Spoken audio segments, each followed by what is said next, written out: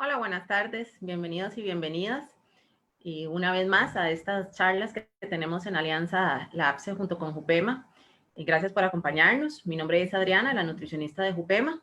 Y hoy tenemos para trabajar un ratito con ustedes un tema que se llama envejecimiento desde el punto de vista nutricional. Es importante que veamos este tema porque a veces la gente cree que la nutrición es igual para todos, ¿verdad? En todas las etapas de la vida y evidentemente pues las necesidades con el pasar de los años van cambiando, ¿verdad? Y es un tema también importante porque no tiene nada que ver con la edad, sino con todos los cambios que se dan durante ese proceso de envejecimiento, independientemente de la edad que tengamos. Entonces, vamos a trabajar el tema, les voy a compartir la presentación.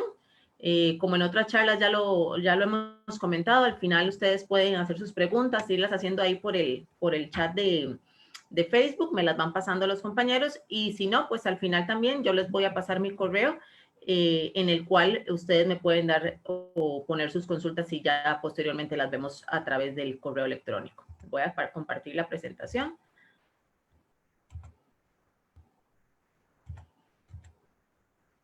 Ok, como les decía, hoy vamos a hablar de envejecimiento desde el punto de vista nutricional. Algunos datos importantes, vean como dice ahí, este instituto que es el CDC, que es el Centro de Control de Enfermedades, nos indica que la longevidad depende de un 51% de los estilos de vida. Y eso es lo que nosotros en nuestro departamento siempre les recalcamos y siempre estamos anuentes a trabajar con ustedes. La calidad de vida y los estilos de vida que podamos tener con la finalidad pues, de que usted tenga un cuerpo sano, una mente sana también y que podamos aumentar esa expectativa de vida lo más que se pueda. Dice por aquí que entre el 2015, se estima, sí, que entre el 2015 y el 2050, el porcentaje de los habitantes del planeta mayores de 60 años casi se va a duplicar. Recuerden que siempre se nos ha dicho, o de unos años para acá, que esa pirámide poblacional se va a duplicar y dice que va a pasar de un 12% hasta un 22%. Hoy en día, en alrededor del mundo, tenemos más de 125 millones de personas con 80 años o más. ¿Okay?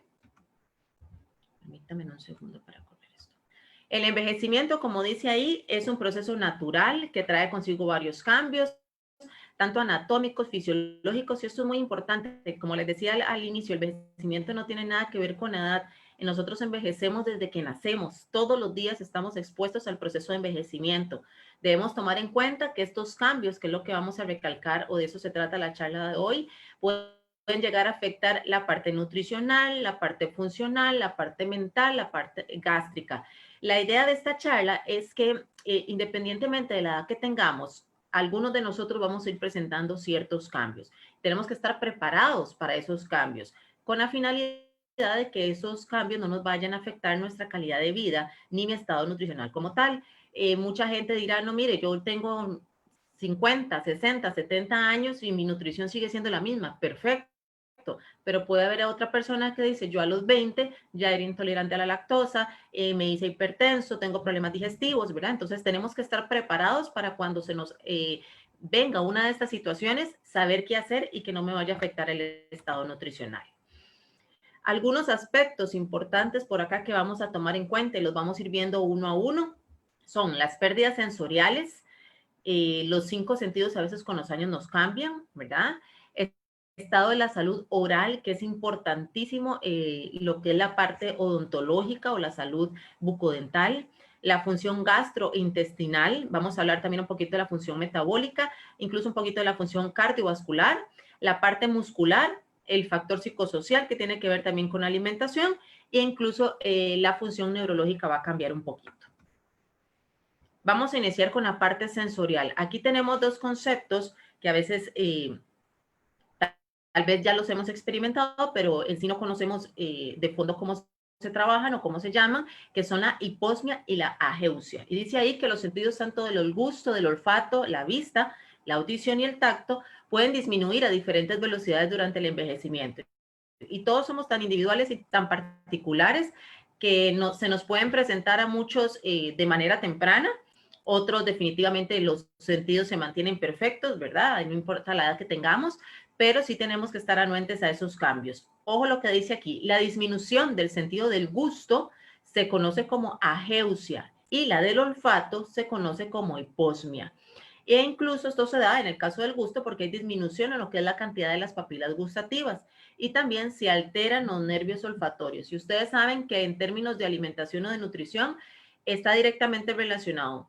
Si yo no huelo, es difícil que yo perciba los sabores de los alimentos. Y nos sucede cuando nos enfermamos, cuando estamos resfriados, por ejemplo, cuando tenemos una gripe muy fuerte, que la gente dice, se me tranca la nariz, se me tranca el olfato, entonces no me sabe a nada la comida. Sí, eso sucede porque están directamente relacionados.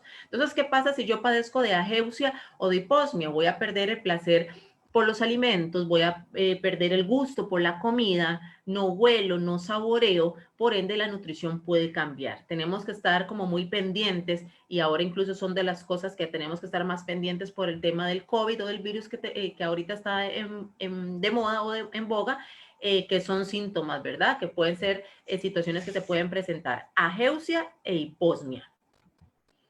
Estos se pueden presentar por múltiples factores, ¿verdad? Pero algunos de ellos, fuera de lo de ahora del virus, está el Alzheimer muchas veces, está como efecto secundario de algunos medicamentos, intervenciones quirúrgicas, radiación, por ejemplo, la gente que ha pasado por episodios de tratamientos muy extensos como lo son las quimioterapias. La persona que ha pasado por radiación o quimioterapia es una persona que en algún momento se le va a ver afectado lo que es el gusto, el olfato e incluso la parte gástrica o digestiva. Y es muy importante, si usted es una persona que toma no uno, sino muchos o varios medicamentos, siempre revisar el tema de los efectos secundarios. Que ustedes saben que como cualquier fármaco, siempre hay efectos secundarios, pero muy importante revisar, porque a veces pasan por episodios de, yo hace años le perdí el gusto a la comida, ¿y qué será? ¿Y por qué yo ya no saboreo como antes? Bueno, puede ser algunos son medicamentos que por alguna situación me mandaron y estoy tomando, que me genera pues la pérdida del gusto. La pérdida del gusto y el olfato reducen el placer, que era lo que estábamos hablando ahorita, la comodidad a la hora de alimentarnos, además de ser un factor de riesgo, incluso por exposición a la hora de oler alguna sustancia tóxica por ahí. Hay que tenerle pues su reserva y su cuidado. El segundo punto es el estado de la salud oral y está estrechísimamente relacionado a lo que es la salud bucodental con la parte nutricional, evidentemente porque es en la boca donde inicia el proceso digestivo, ¿verdad? Un concepto importante que tenemos que tomar en cuenta es la serostomía, que dice que es la sensación de sequedad en la boca que afecta a más de un 70% de la población adulta y evidentemente me va a alterar en grado importante el consumo de alimentos. Si yo a la hora de colocarme los alimentos en la boca tengo mis piezas dentales en buen estado, pero no produzco suficiente saliva, me va a costar tragar, me va a costar macerar o triturar los alimentos y lo más difícil me va a costar tragar o deglutir los alimentos. Entonces, desde la boca, si yo no tengo suficiente saliva, el proceso digestivo empieza mal y entonces sí se ve afectado todo lo que es la nutrición. La falta de piezas dentales, que estamos expuestos a eso también, por eso siempre tratamos de que mantengamos una buena salud bucodental. Si tenemos dentaduras mal ajustadas, perdón, o tenemos disminución en la capacidad funcional de esa dentadura para llevar a cabo lo que es la higiene bucal. Esto me va a generar enfermedades periodontales, por ejemplo, o gingivitis a nivel de encías, ¿verdad? La saliva va a ser mucho más viscosa, mucho más espesa y entonces se me va a dificultar la formación del bolo afectando la digestión. Entonces vean qué importante que siempre tengamos muy presente esa relación. Si yo tengo una buena nutrición, yo voy a tener una buena salud bucodental, voy a tener todos los minerales, voy a tener todas las vitaminas y todo lo que yo necesito para que mis dientes estén en buen estado. Y si tengo dientes en buen estado, mi nutrición va a estar como tiene que ser. Entonces es una relación que van muy de la mano, ¿verdad? Y que siempre tenemos que estar muy pendientes de nuestra salud bucodental. Pueden haber problemas con respecto a temperatura, ¿verdad? Y texturas gruesas de algunos alimentos. Entonces, esto ocasiona dolor o dificultad para tragar. A veces hay personas que tienen mucho lesiones en la boca, ¿verdad? Entonces, si hay cosas muy calientes o alimentos muy calientes, les puede afectar. Hay otras personas, por ejemplo, que si no tienen todas las piezas completas o tienen, por ejemplo, prótesis o piezas en mal estado, las texturas que son muy gruesas no nos van a funcionar. Tenemos todo que prácticamente darlo muy cortado, muy pequeño, ¿verdad? Muy macerado, a veces hasta casi licuados los alimentos para que la persona los pueda ingerir. Y evidentemente, como lo hemos hablado en otras charlas, entre más procesemos los alimentos, más pérdida de nutrientes vamos a tener. Para evitar problemas de deglución, que es un tema que se da también importante y con el cual tenemos que tener mucho cuidado, se deben evitar algunos alimentos como por ejemplo lo que son los alimentos muy secos. Aquí les doy un ejemplo. Ese problema de deglución tiene un nombre que se llama disfagia. La disfagia se da por debilidad de los músculos para tragar en la garganta por muchas situaciones, ¿verdad? Pero alimentos secos, por ejemplo, el pan cuadrado o el pan tostado, por ejemplo, las papas tostadas, cuando se desboronan y se hacen en 1000 pedazos en la boca, pueden generar problemas en personas con disfagia. Y es el típico cuidado que tenemos que tener de que no se nos vaya una boronita, como decimos popularmente, por mal camino, ¿verdad? Alimentos crujientes, por ejemplo, lo que les decía de las papas tostadas. El arroz es uno de los alimentos que se complica más cuando la persona tiene problemas de disfagia. Hay que prácticamente con el mismo cubierto, con el mismo tenedor, tratar de majarlo un poquito, y entonces no consumir el grano del arroz suelto, sino un poquito ya más pastoso, ¿verdad? Y alimentos pegajosos. Por ejemplo, a la gente que tiene disfagia se le complica mucho el tema de el plátano maduro. La gente le encanta y se lo come mucho, pero el plátano maduro, una vez que se combina con la saliva, se vuelve de una consistencia bastante pegajosa. Entonces puede generar ciertos problemitas ahí a la hora de tragar. Alimentos como la manzana, que es una fruta que prácticamente se desborona en la boca, es problemática. Alimentos como el pejibaye, que es sumamente seco, en personas que les cuesta tragar, tenemos que tener problemas. Alimentos como el coco, que también es sumamente boronoso, tenemos que tener mucho cuidado por ahí. Y también mucho cuidado con el tema de los líquidos, ¿verdad? Porque a veces hay personas que ya el tema de la disfagia es bastante complicado o está bastante crónico, e incluso los líquidos que son sumamente líquidos, como el agua o la leche, les puede causar problemas para deglutir o para tragar. Si tenemos por ahí, también indica en el último párrafo, pérdida de piezas dentales, entonces vamos a tender a comer o a consumir menos carnes. A la gente le cuesta mucho el tema de las carnes porque a veces son muy durillas, ¿verdad? Algunas frutas que normalmente también son de textura gruesa o dura, y vegetales frescos, que es lo que nosotros siempre les fomentamos. Coma frutas y vegetales y ojalá crudos y ojalá frescos, pero si hay problemas dentales, esto me puede interferir en el consumo de esos alimentos y por ende, si los dejo de consumir, puedo tener alguna deficiencia nutricional. Otro cambio importante ahí es la función gastrointestinal, que tenemos que estar atentos, ¿verdad? Y esto es importante y como les dije al principio, no es que usted con los años, independientemente de la que tenga, le va a pasar estos cambios, pero ya muchos de nosotros los percibimos incluso a edades tempranas, ¿verdad? Entonces, dice, durante el proceso de envejecimiento se afecta a veces la digestión y la absorción en el sistema gástrico. Uno de los mayores cambios se da, por ejemplo, con la declinación de la lactasa. Ojo aquí, la lactasa es la enzima que me ayuda a mí a digerir la lactosa, ¿ok? Entonces, cuando nosotros nacemos, todos tenemos una cantidad enorme de lactasas en nuestro sistema digestivo, pero por muchas razones, con el pasar de los años, esa cantidad de lactasas va disminuyendo en algunas personas. Entonces es ahí cuando de repente la gente le dice a uno, Adriana, pero vieras qué raro, porque yo toda la vida, toda mi juventud, toda mi niñez, nací, crecí, tomé leche, y ahora resulta que a los 35, 40 años salí intolerante a la lactosa. ¿Por qué será? Bueno, porque ya no tengo la misma cantidad de lactasas que yo tenía anteriormente, y evidentemente cuando como alimentos con lactosa, pues me va a llevar a generar diferentes problemitas ahí gastrointestinales. Importante, si tenemos problemas con la lactasa o con la lactosa, que no la podemos digerir, no es que yo voy a dejar de consumir lácteos, ¿verdad? Entonces, como dice ahí, el hecho de no consumirlo me puede generar factores de riesgo para problemas óseos como lo son la osteoporosis o la osteopenia. Aquí el chiste es poder intercambiar o poder cambiar esos alimentos que me generan daño por algunos que, gracias a Dios, a nivel comercial tenemos varias opciones que no me generan tanto dolor, no me generan diarreas, no me generan cólicos, que es lo que normalmente genera el problema de la lactosa. A nivel comercial tenemos toda una gama de productos deslactosados, ¿verdad? Desde antes solo existía la leche, pero ahora hay leche, ahora hay yogur, ahora hay queso, ahora hay helados, ¿verdad? Que son deslactosados.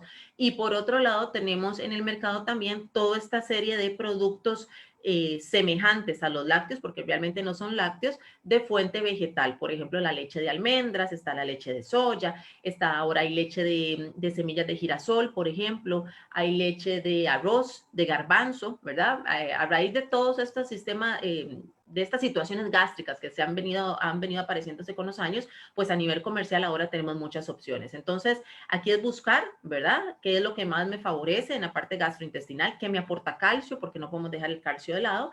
Y qué alimento me puedo yo tomar o comer que no me cause ningún problemita gastrointestinal y no la esté pasando mal, porque la idea no es que la estemos pasando mal. Otro cambio que dice ahí que nos puede suceder a nivel gástrico es la famosa gastritis atrófica, ¿verdad? Y tendemos a disminuir lo que es la secreción del ácido gástrico, entonces conlleva a menos absorción de nutrientes, como por ejemplo una famosa vitamina que es la B12, que me puede generar un tipo de anemia que vamos a ver más adelante.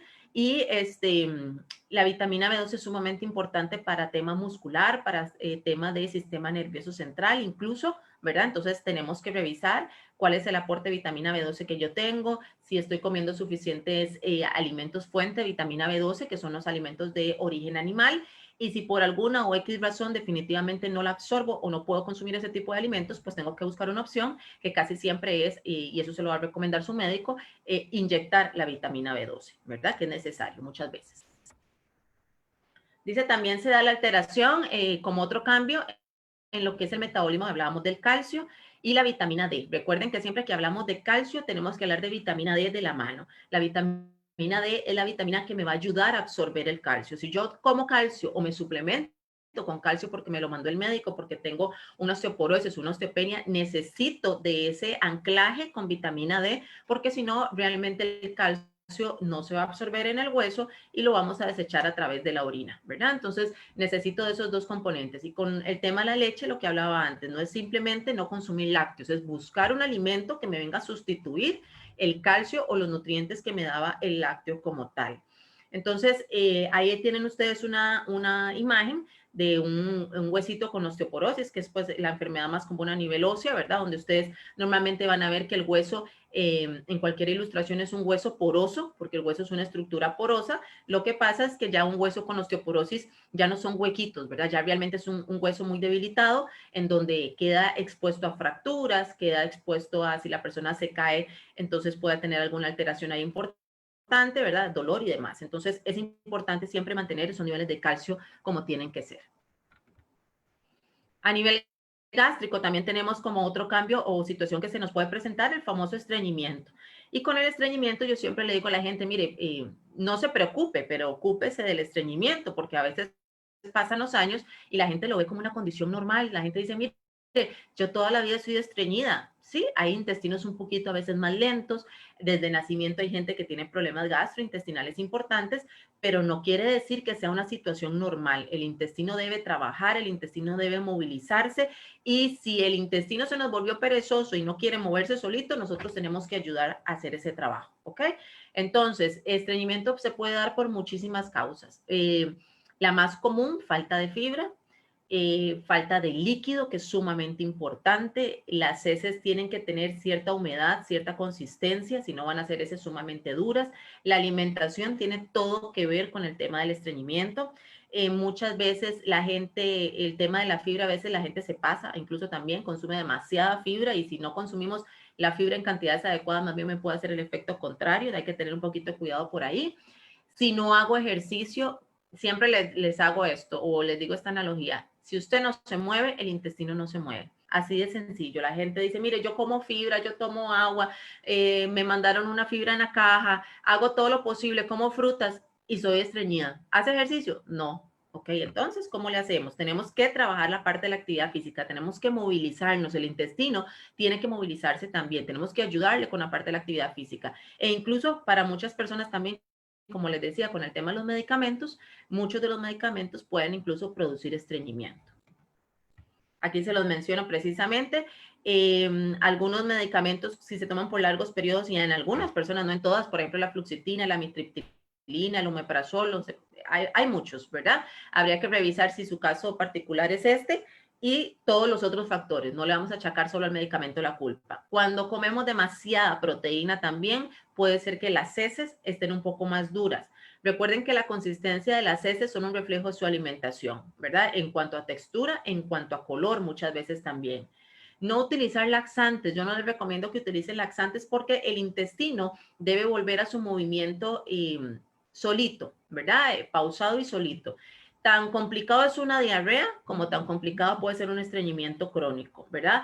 Pero lo mismo sucede cuando tenemos el caso extremo que es la diarrea, que la gente a veces dice, me voy a tomar un antidiarreico. No, con alimentación, con líquidos, tratemos de volver a formar la consistencia de las heces y de retomar el tránsito normal a nivel intestinal. Lo mismo sucede con el estreñimiento. Ayudémosle al intestino a movilizarse y a volver a ese ritmo normal.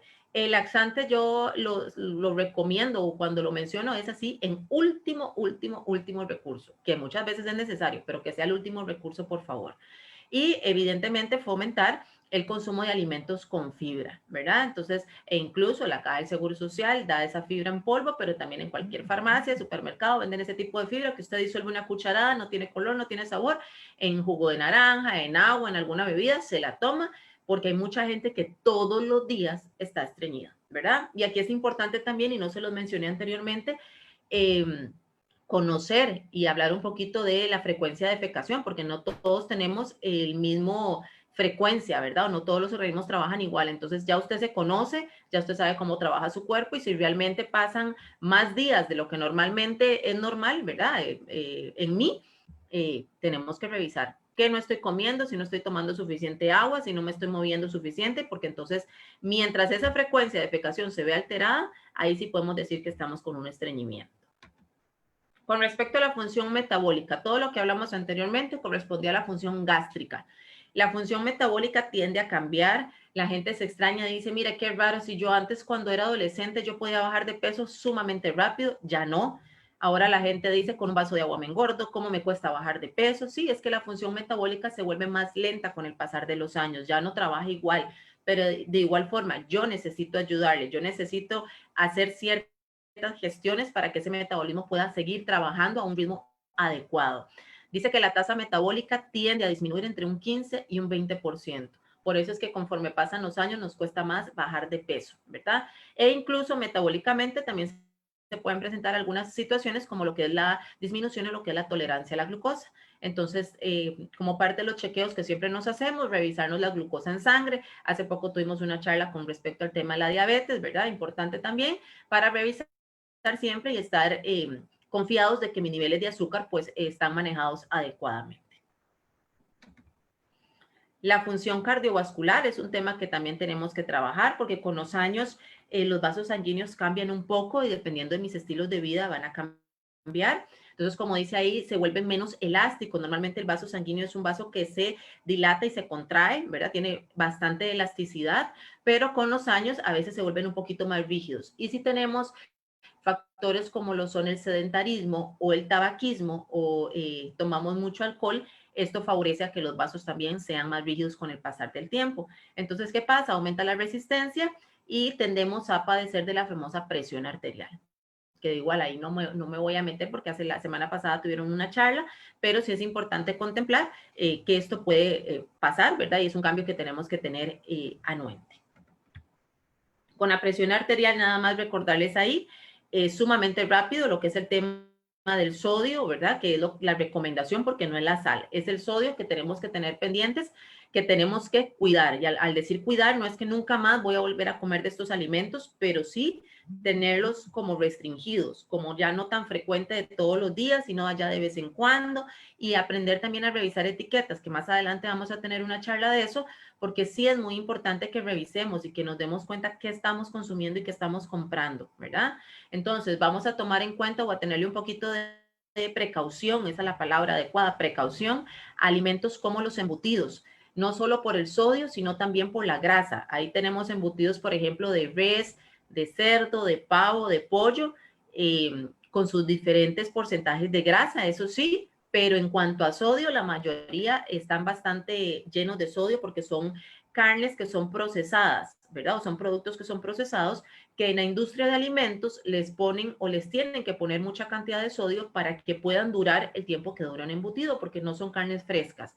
Entonces, la mayoría de los embutidos sí están llenos de sodio. Y también de una sustancia que se llaman nitratos y nitritos, y aquí es importante contemplar eso porque hay evidencia científica donde nos marca que los nitratos y nitritos sí están muy asociados ahora con problemas gastrointestinales e incluso con el famoso cáncer de colon. Entonces, recomendación que los embutidos no sean su base de proteína o su base de alimento, ojalá tan frecuente en nuestras casas, ¿verdad? Los enlatados, igual, como industria de alimentos, el sodio es un preservante que se utiliza muchísimo, entonces se le coloca a los enlatados, a todos, la mayoría, una buena cantidad de sodio. La recomendación de los enlatados es que sean utilizados en casos de emergencia, ¿verdad? Todos en nuestras alacenas tenemos alguna lata por ahí. Yo les diría que ojalá pudiéramos consumir todo fresco, pero realmente es muy difícil, ¿verdad? Nos sacan de apuros, nos salvan la tanda, como dicen muchos, pero tampoco debe ser el consumo mayoritario de nuestras compras o de nuestros alimentos. Entonces, revisar la lata. Aquí hay marcas de marcas, productos de productos, ¿verdad? Eso es muy importante. Y lo más importante, independientemente de cuál sea el enlatado que usted compre, lavar la lata, eso es muy importante, sacar el producto de la lata. Si el producto viene en algún líquido, por ejemplo, hablamos del atún, hablamos de los vegetales como el maíz dulce, los hongos o este tipo de productos, ese líquido con el que viene el producto se bota por completo.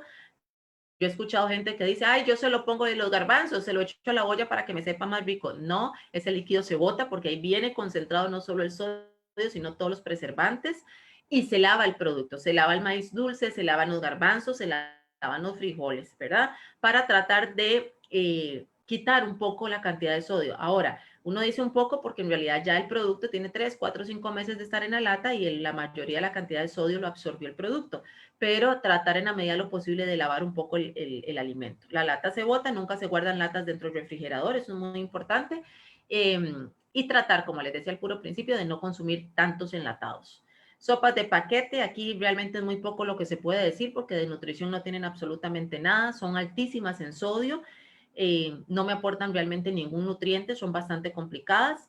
Con la sal de mesa, tratar de utilizarla en menor cantidad a la hora de condimentar, no ponerle tanta sal a los alimentos. Hay sustitutos de sal, esto es muy importante para los hipertensos, donde se le quita un poco de sodio y se le pone un poquito de potasio, los venden en cualquier establecimiento comercial. Y muy importante tratar de ponerle la sal al final de las preparaciones, no desde el principio. Si yo voy a cocinar arroz, tratar de poner la sal al final, casi cuando ya el arroz va a estar listo, no desde el principio para que el alimento no absorba tanto el sodio. Eso es un tip que siempre les recomendamos a la hora de la cocina. Cosas de picar, porque son estas cositas, chucherías, como decimos, ¿verdad? Cosas de picar, snacks, ¿verdad? Normalmente tienen bastante sodio también. Y todo lo que son condimentos, desde consomés, salsas, ¿verdad? La famosa bomba de condimentos, entonces tener mucho cuidado y fomentar más bien los condimentos naturales, ¿ok? La función músculo-esquelética, eso es importante. Permítanme aquí un momentito nada más. Ok, la función musculoesquelética se refiere a lo que es masa muscular, lo que es un poquito tema óseo, proteína en el tema de nutrición. Dice que el envejecimiento se acompaña de una reducción de la masa muscular magra, o sea, del músculo. Después de los 30 años, lo que usted ha ganado en masa muscular, si usted no lo trabaja, empezamos a perderlo. Y la pregunta que siempre nos hacen es, mire, ¿y esta masa muscular se puede recuperar? Claro que se puede recuperar. No importa la edad que usted tenga, si usted hace ejercicio y come como tiene que comer, la masa muscular se repone, está ahí. Lo que tenemos que hacer es trabajarla. Eso es lo más importante. ¿Qué pasa con los años? Perdemos músculo y ganamos grasa. Entonces, ese intercambio a nivel corporal es el famoso sobrepeso, es lo que llamamos la famosa obesidad, ¿verdad?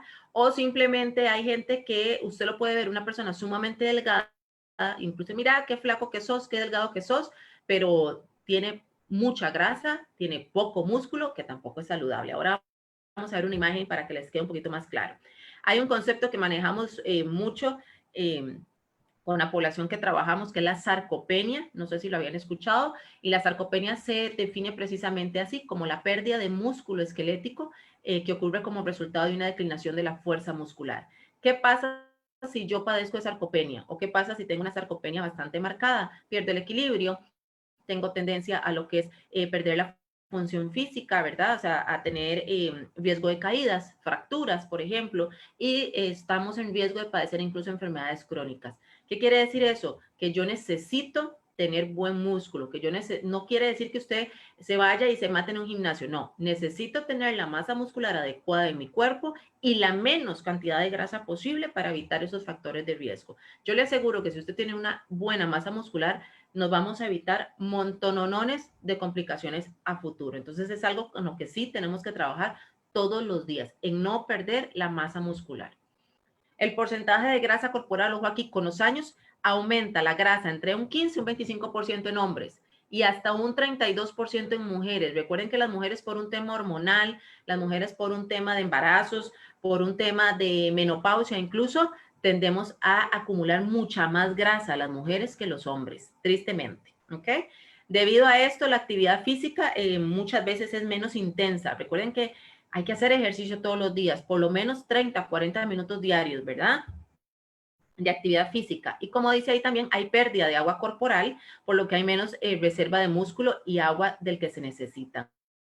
Necesitamos movernos, necesitamos mantenernos activos. Esa es la imagen que les comentaba que quería que viéramos, donde, por ejemplo, en la parte inferior tenemos la imagen de una pierna activa, una pierna musculosa, que con los años se fue adelgazando un poquito más, hasta llegar a la última imagen, donde es una pierna muy delgadita por pérdida de músculo. Igualmente el brazo que ustedes ven en la imagen superior, un brazo activo y un brazo inactivo, es un brazo mucho más delgado. Y la imagen que tienen a un costado, que son dos figuras con colores amarillos y rojos, precisamente lo que yo les decía, el cuerpo va cambiando el espacio, o sea, va quitándole, la grasa le va quitando campo al músculo. Entonces, tenemos un cuerpo como en la primera imagen que es casi todo de color amarillo, que es un cuerpo con grasa, la tonalidad amarilla asemeja a la grasa. La mayoría de nuestra población está así, llenos de grasa, cuando deberíamos estar como la imagen a la par, más músculo y lo que menos podríamos de grasa sería lo mejor, ¿ok? Entonces, esa es la recomendación, movernos para siempre mantener la masa muscular y poder combatir la grasa, que es la que a veces nos gana la partida. En cuanto a nutrición, para el tema de masa muscular lo relacionamos directamente con los niveles de proteína. Recuerden que la proteína que sirve para formar masa muscular es la proteína de origen animal.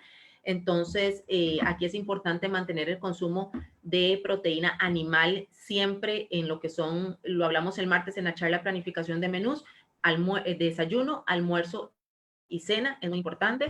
Y como dice ahí, en los adultos mayores, por ejemplo, a veces el consumo de proteína baja hasta un 40%. Por muchas cosas, con el pasar de los años, a veces la proteína ya no la toleramos. La gente me dice, Adriana, yo carne roja ya no como, no me gustan.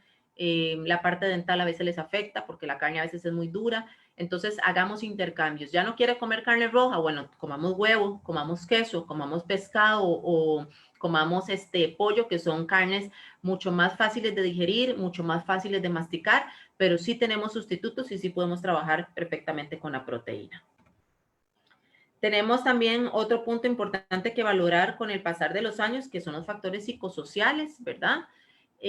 Factores como, por ejemplo, lo que es la depresión, afecta lo que es el apetito, afecta la digestión, afecta el peso, afecta el bienestar. Recuerden que la nutrición está ligada 100% a las emociones también. Para mucha gente, cuando están pasando por situaciones emocionales complicadas, o les da por no comer, que es un extremo, o más bien les da por comer de más cuando aparece la ansiedad, que es el otro extremo que también es complicado, ¿verdad? Entonces hay que trabajar esa parte social o psicológica más bien. Factores económicos, ¿verdad? Aquí hay que ajustarnos a lo que cada casa, a lo que cada persona económicamente pueda. Factores como la soledad, a mucha gente le afecta mucho. Yo conozco mucha gente que a mí me dice, Adriana, qué pereza, porque a mí, como yo soy solo o sola, a mí me da pereza cocinar solo para mí. Entonces, no es que no cocine, o sea, no es que se quede sin comer, es que ¿qué come? Porque la gente, pues sí, hacer ya toda una preparación para una sola persona a veces se nos complica, ¿verdad? Nos da como perecilla, pero entonces, ¿qué come esa persona? O sea, literalmente comen lo primero que se les viene a la mente, lo primero que encuentran en el refrigerador, piden comida porque resulta mucho más fácil y a veces no es lo más saludable posible, ¿verdad? Entonces, la soledad se afecta bastante. El aislamiento, ¿verdad? Precisamente ahora que estamos un poquito aislados, cambios en las actividades cotidianas incluso pueden llegar a afectar la ingesta de alimentos, la preparación y el consumo. Entonces, realmente el tema de alimentación es más allá de poner los alimentos a la boca, siempre les digo esto, implica una parte social, implica una parte emocional también que tenemos que contemplar y son factores que nos pueden llegar a afectar la nutrición o el estado nutricional en general. Algunos requerimientos nutricionales importantes, como les dije al puro principio, las necesidades nutricionales de cada persona son completamente individualizadas y varían según la etapa de vida en la que estamos. No es lo mismo la alimentación para los infantes, las necesidades nutricionales de los chicos, que la de los adolescentes, que la de los adultos jóvenes o de los adultos mayores. Entonces, sí hay que estar muy anuente a esos cambios y a ver en qué etapa de la vida me encuentro para ver realmente si estoy cubriendo las necesidades nutricionales. Las necesidades nutricionales varían de acuerdo a la edad de la persona, de la talla, de la actividad física que haga, del género, evidentemente, si son hombres y mujeres, e incluso de dónde vivimos, porque aquí mismo en nuestro país tenemos zonas donde las personas comen completamente diferente, ¿verdad? Entonces eso hay que contemplarlo. La alimentación debe proveer, eso sí, toda la cantidad necesaria, tanto de macronutrientes como son carbohidratos, proteínas y grasas, evidentemente vitaminas y minerales también, ¿verdad? Y lo más importante es que nos eduquemos. La educación nutricional es sumamente importante en cuanto a esas porciones que yo necesito comer, que no son estandarizadas, que son sumamente individuales y las cantidades adecuadas. A mí a veces la gente me dice, Adriana, la dieta, que es una palabra incluso que no me gusta, pero la dieta que me dieron a mí, le sirve a mi hija. No, primero la dieta no es una dieta, es un plan de alimentación, son cambios de hábitos. Pero aunque sea el plan de alimentación perfecto para usted, es para usted. Se lo hicieron de acuerdo a sus necesidades nutricionales específicas. No le sirve ni a su marido, ni a su hija, ni a su nieta. Para ellos habrán otros planes de alimentación según las necesidades que ellos propiamente tengan. Eso nunca se les olvide porque es sumamente importante. Con la proteína somos muy insistentes porque no nos gusta que pierdan masa muscular, más bien les fomentamos siempre en el equipo el ejercicio y la ganancia de masa muscular. Entonces, como dice ahí, conforme aumenta la edad, a veces la reserva de proteína que proporciona el músculo es inadecuada, no satisface las necesidades, por lo que el consumo de la misma debe ser aumentado para cumplir con los requerimientos. Entonces, de lo más básico, la recomendación más básica que yo les daba el martes pasado, vamos a consumir alimentos con proteína en el desayuno, alimentos con proteína en el almuerzo y alimentos con proteína en la noche. Lo que usted tenga, el huevo, la tajada de queso, el pollo que le quedó del almuerzo, lo que tenga por ahí, pero necesito que coman proteína en los 3 tiempos de comida principales. Yo les puse ahí un requerimiento, pues nada más por cultura general, porque eso realmente ya hasta que hacemos un plan de alimentación específico lo valoramos así. Que se estima que cada persona consuma de 0.8 a 1 gramos de kilogramo, porque se calcula de acuerdo al peso de la persona, de acuerdo al peso, así va a ser la cantidad de proteína que consumen, o si la persona hace mucha actividad física, puede aumentar de 1 a 1.25. Tengo una consulta por acá, me permiten y la voy a leer. Don Alexander dice, ¿qué opinión tiene sobre la creatina, proteína y ganadores de peso como forma de ayudarse en su alimentación? Ok. Yo sabía que ahí iba a salir preguntas con respecto a la proteína. Y gracias por la pregunta, don Alexander. Vean, normalmente cuando una persona tiende a hacer actividad física de manera regular, cuando una persona va al gimnasio, cuando una persona sale a correr todas las mañanas o demás, o sea, hace actividad física o deporte de manera regular, le preocupa, uno de sus enfoques mayores es la ganancia de masa muscular. A nivel comercial, ustedes van a encontrar de todo. O sea, y de todo me refiero a de toda clase de información y a nivel internet también, que tienen que tener mucho cuidado, por cierto, a nivel de gimnasios, a nivel de instructores, porque a veces le tenemos que echar la culpa a los instructores también que no están muy bien informados con respecto a eso, acerca de creatina, quemadores de grasa, proteínas, etcétera, etcétera. Les voy a ser muy sincera, yo no soy partidaria de ningún tipo de esos productos. No hay mejor proteína que la proteína que usted se come en su casa, que la pechuga de pollo que usted se comió en el almuerzo, que el filete de pescado que usted se comió en la cena. Entonces, ¿qué pasa? Cuando una persona hace una actividad física de manera ya regular, quiere ver un aumento de peso o no de peso, un aumento de masa muscular, pero acelerado o más rápido. Entonces, ¿qué hacemos? Tratemos de aumentar la proteína en casa para que aumente así el consumo y aumentamos la masa muscular. Le va a salir primero mucho más barato, toma más leche, come más pollito, come más carnita, que comprarse porque son así de gigantes, un tarro así enorme de proteína, que son caros, muy caros, ¿verdad? O productos, suplementos o demás que le vayan a vender. Ahora, hay que contemplar algo con el tema de los suplementos de proteína. usted puede ver que aquel suplemento que le recomendaron, le vendieron en el gimnasio o el instructor, le promete que le aporta 45 gramos de proteína. Bueno, yo les comento y les cuento que el cuerpo solo es capaz de absorber entre 24 y 24.5 gramos de proteína por día. ¿Qué quiere decir eso? Que los otros 20 que le aporta el suplemento no los va a absorber. ¿Qué quiere decir eso? Que vamos a perder plata, que vamos a perder suplementos. No compren esas cosas. Realmente no hay nada mejor que lo natural. ¿Quiere aumentar proteína? No se coma un huevo, cómase 2 en el desayuno. No pasa absolutamente nada. Si usted es una persona que no tiene riesgos, hace ejercicio, no pasa nada. Que fue a entrenar y cómo aumenta la proteína, venga a la casa y se toma un yogur, por ejemplo, o se hace un sándwich y tiene ahí proteína con queso, con huevo. Entonces, las formas de aumentar la proteína de manera natural, además de que le van a dar muchos nutrientes y va a ser mucho más sano para usted, se va a ahorrar mucho dinero y se va a ahorrar e incluso va a obtener mejor calidad. No soy partidaria, respeto mucho a la gente que los consume, pero realmente la proteína natural va a ser su mejor aliado en cuanto a la ganancia de masa muscular. ¿Ok?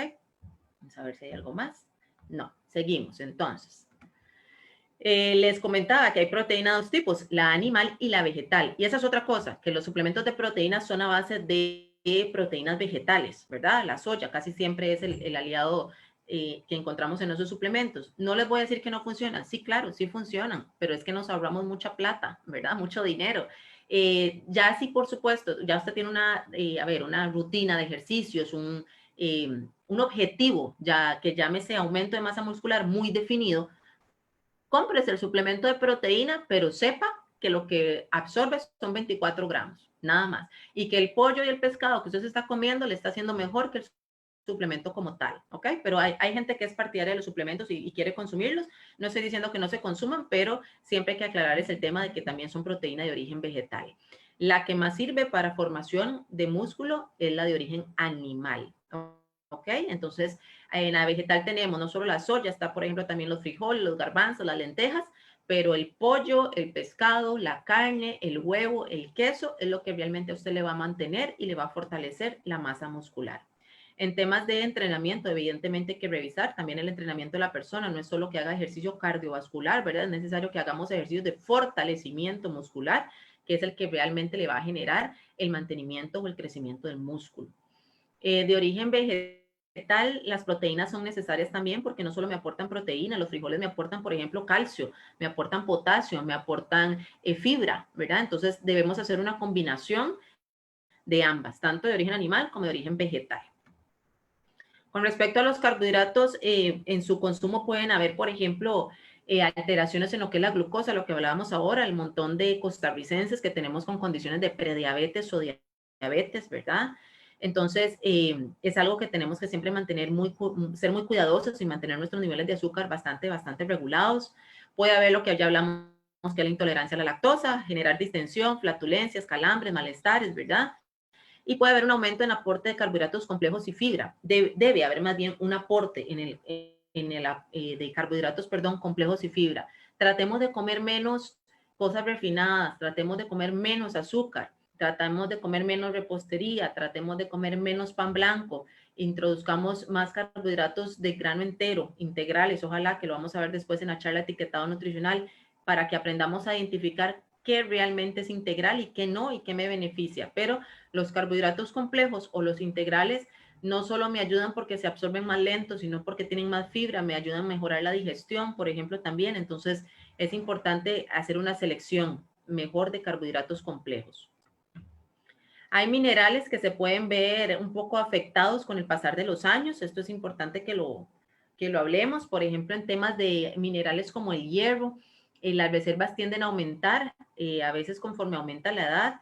Sucede mucho también que la gente no consume suficientes alimentos con hierro, entonces con los años a veces se presentan deficiencias, ¿verdad? Entonces es importante comentarles que los alimentos que son fuente de hierro se refiere a las leguminosas, a los garbanzos, a los frijoles, a las lentejas, se refiere a las carnes, se refiere al hígado, por ejemplo.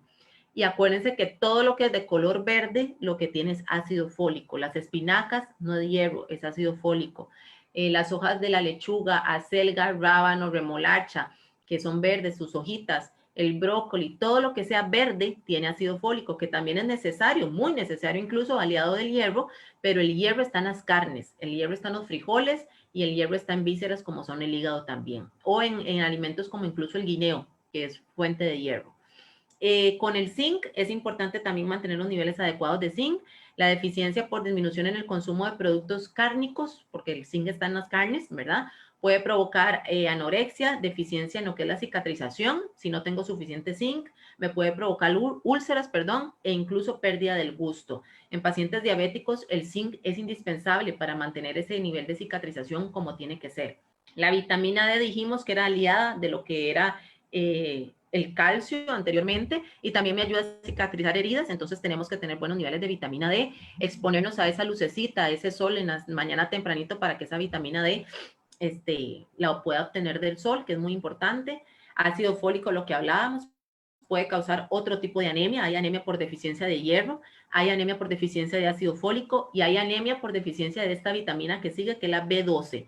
Entonces, son 3 tipos de anemias diferentes con 3 nutrientes en deficiencia diferentes y 3 diferentes tipos de suplementación e incluso de alimentos diferentes. Entonces sí tenemos que identificar muy bien en caso de tener anemia, cuál anemia tengo, ¿verdad? Hacer las preguntas necesarias e indagar un poquito ahí. Entonces, el ácido fólico, les decía que es todo lo verde, las espinacas, las lechugas, la col rizada o el kale, que ahora está muy de moda, todo lo que sea de color verde es ácido fólico.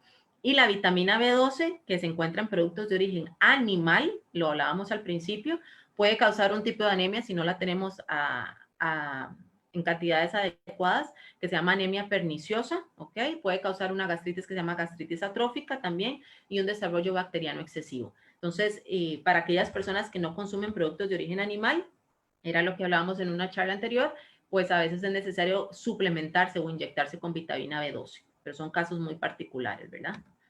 Y por último, tenemos el tema del consumo de líquidos, que ya lo hemos hablado en muchas charlas también, pero es importante siempre recalcarlo.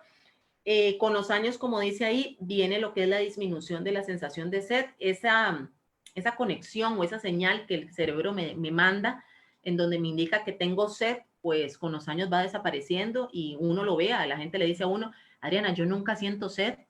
Y a veces impacta que la gente le diga a uno que nunca siente sed, porque de verdad es una señal que el cerebro manda, pero es que con los años va desapareciendo. Ahora, siempre, y es muy importante recalcarles que yo no tengo que hidratarme cuando tengo sed. Si usted se hidrata cuando tiene sed, ya se hidrató tarde. Posiblemente esté deshidratado, ¿verdad? Porque la sed es una señal de deshidratación. Entonces, enfatizarles mucho eso, que la hidratación es desde que usted abre los ojos hasta que se acuesta, todo el día nos vamos a hidratar. Ahí al final les puse el requerimiento de líquidos, que es, en todas las charlas de Adriana de nutrición lo hablamos, pero es que a la gente se le olvida que es su peso en kilogramos por 30. Eso le va a dar un número exclusivo para usted, porque solo usted pesa lo que usted en este momento está pesando. Inventemos 60 kilos, 60 por 30 le va a dar 1800, ¿ok? No son 2 litros, no son 2 vasos de agua, son 1800, litro 800 de líquido que se contempla el agua, ¿ok? Pero me puedo hidratar con té de hierbas, me puedo hidratar con agua, me puedo hidratar con frescos naturales sin azúcar, me puedo hidratar con leche, incluso, o sopas naturales. Si usted toma café, no le cuenta como hidratante. Si usted toma bebidas alcohólicas, tampoco le cuenta como hidratante. Si usted toma gaseosas, tampoco le cuenta. Y si toma bebidas con mucho azúcar, tampoco le cuenta. ¿Ok? Entonces, lo importante aquí es lo siguiente. No solo el agua me hidrata, pero sí necesito que tomemos agua y no esperando a sentir sed. Recuerden eso, eso es muy importante. Si usted vive en zona caliente, tiene que tomar un poquito más de líquidos. Si usted hace ejercicio todos los días o cuando vaya a hacer, tiene que tomar líquidos antes, durante y después de la actividad física. Si toma medicamentos, por favor, la buena hidratación durante la medicación es importante, ¿verdad? Entonces, aquí el punto es que no es bueno tanto una sobrehidratación, pero tampoco la deshidratación, ¿verdad? Entonces, como dice ahí, un menor consumo de líquidos se da con los años. A veces sí, el acceso de agua es limitado, aunque usted no lo crea, pero sí. Y a veces los riñones se vuelven perezosos, entonces yo los tengo que poner a trabajar, como lo hablábamos con los intestinos, que vamos a ayudarle al intestino a trabajar con la fibra, con el agua, a los riñones también. La gente dice, qué raro, yo casi nunca orino. ¿Cuánta agua estará tomando? Hay que orinar varias veces al día, ¿verdad? Y esa orina ojalá tiene que ser clarita conforme vaya pasando el día porque indica que me estoy hidratando, no una orina concentrada, no una orina sumamente amarilla. Hay medicamentos que le ponen una tonalidad diferente a la orina, pero si usted está bien hidratado, su orina tiene que ser de color claro, eso es muy importante. Entonces, la hidratación viene siendo parte de la alimentación saludable. Entonces, ahí les repito la fórmula. El peso suyo en kilos, por favor, lo multiplica por 30. Olvídese de los 8 vasos de agua y olvídese de los 2 litros, porque además la cantidad está mal y no solo la cantidad, además hay otros líquidos que nos ayudan a hidratarnos, además del agua, ¿ok? El agua de pipa es un excelente hidratante, que siempre me preguntan. Al agua, si a usted no le gusta, usted le puede poner gotas de limón, hojas de hierbabuena, menta, alguna fruta, ¿verdad? Trate de los frescos naturales que usted hace en su casa, no ponerle azúcar. Si hay alguna persona en su casa los consume con azúcar, que sea la persona que le pone el azúcar y no endulzar todo el pichel, ¿verdad? Para que usted se lo pueda tomar sin azúcar y evitar bebidas en exceso como el café y el té negro, que tampoco, ni el té verde, porque tienen cafeína y más bien los van a deshidratar. Ahora, usted se sigue tomando su cafecito, por supuesto, pero no le entra dentro del requerimiento de líquidos para su hidratación. Tengo otra pregunta por acá.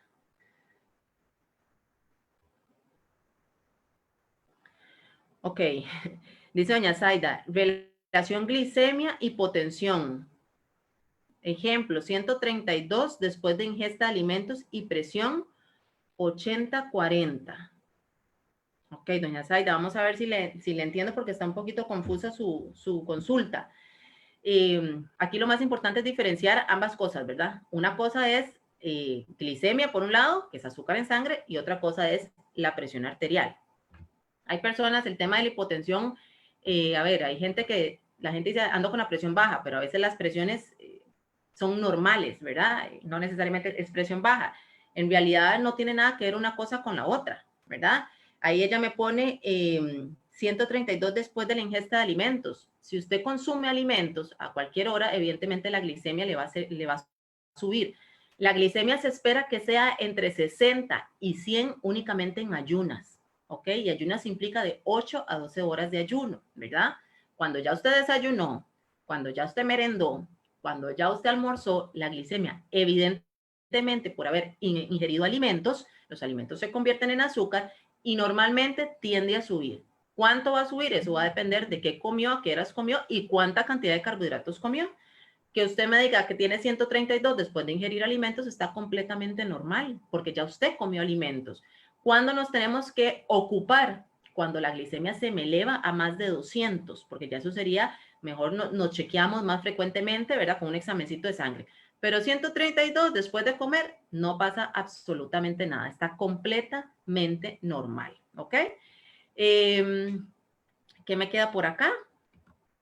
Ok, ya casi terminamos. Espero que les haya quedado claro esto del tema de los líquidos, ¿ok? Si tienen alguna pregunta ahí por correo me la pueden hacer también, ¿verdad?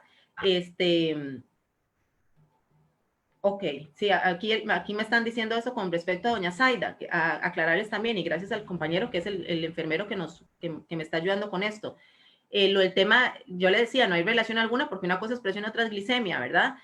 Pero el tema de la hipotensión, que sí, de 80 sobre 40 está bastante bajita, nada tiene que ver tampoco con los alimentos, ¿verdad? Eso hay que revisar si realmente hay algún tema de fondo que tenga que valorar, pero realmente relacionada con el azúcar no es, ni con alimentación tampoco, ¿verdad? Eso sí son cosas que tenemos que separar y que hacer la diferencia, ¿ok? Les decía, ok, que ahí tienen mi correo, ¿verdad? Y les dejo una frase que a mí me gusta mucho siempre en esta charla terminar con ella, porque a veces cuando nosotros hablamos de envejecimiento a la gente como que el tema no le llama la atención o no le gusta mucho, porque entonces se imaginan envejecimiento adultez mayor o envejecimiento edad, ¿verdad? Hacemos esa relación, pero ya lo vimos desde la filmina número 1, que todos envejecemos todos los días desde que nacemos, y como dice esa frase ahí, el paso de los años es inevitable porque sí, todos los años, ¿verdad? No lo vamos a evitar, pero envejecer es optativo. Envejecer va a depender de usted, envejecer va a depender de su estilo de vida, envejecer va a depender mucho de su actitud. Entonces, realmente yo espero que la información que les di les haya servido, que sea de su agrado también, y que usted nada más esté anuente a esos cambios por si en algún momento los ha percibido, si en algún momento los ha sentido, ¿verdad? El tema de la lactosa, por ejemplo, es un tema muy común, del estreñimiento y demás, para que usted tenga las armas o las herramientas para poder tratarlo y que no le vaya a afectar su calidad de vida. No sé si hay más preguntas, vamos a ver. Los compañeros me avisan si hay más consultas. Creo que no. Ok, déjenme nada más esperar un momentito acá. Voy a dejar de compartir. Ok. Me avisan, por favor. Si no, entonces nos vemos. Ok, no hay consultas. Nos vemos la otra sesión que tenemos en unos días. Nos queda una charla etiquetado nutricional. De igual forma, siempre con APS, igual otros compañeros tienen charlas con ustedes, que estén pendientes, que estén anuentes a participar en este espacio que hacemos para ustedes de salud, ¿verdad? De calidad de vida. Y estamos para servirles. Cualquier consulta, cualquier comentario, me pueden escribir un correo. Agradecerles a las personas que se conectaron. Y muchas gracias por acompañarnos y siempre estar anuentes a estos espacios. Muchas gracias, nos vemos.